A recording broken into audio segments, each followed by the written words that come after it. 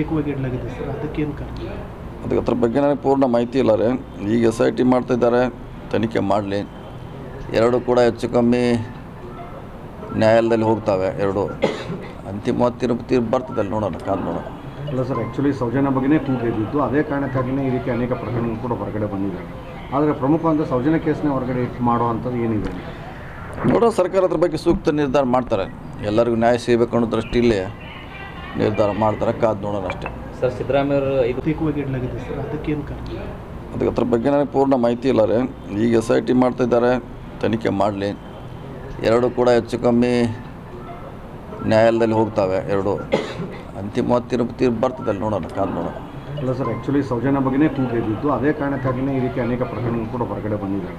ಆದರೆ ಪ್ರಮುಖವಾದ ಸೌಜನ್ಯ ಕೇಸ್ನೇ ಹೊರಗಡೆ ಮಾಡುವಂಥದ್ದು ಏನಿದೆ ನೋಡೋ, ಸರ್ಕಾರ ಅದ್ರ ಬಗ್ಗೆ ಸೂಕ್ತ ನಿರ್ಧಾರ ಮಾಡ್ತಾರೆ. ಎಲ್ಲರಿಗೂ ನ್ಯಾಯ ಸಿಗಬೇಕು ಅನ್ನೋ ದೃಷ್ಟಿಯಲ್ಲಿ ನಿರ್ಧಾರ ಮಾಡ್ತಾರೆ, ಕಾದು ನೋಡೋಣ ಅಷ್ಟೇ. ಸರ್, ಸಿದ್ದರಾಮಯ್ಯ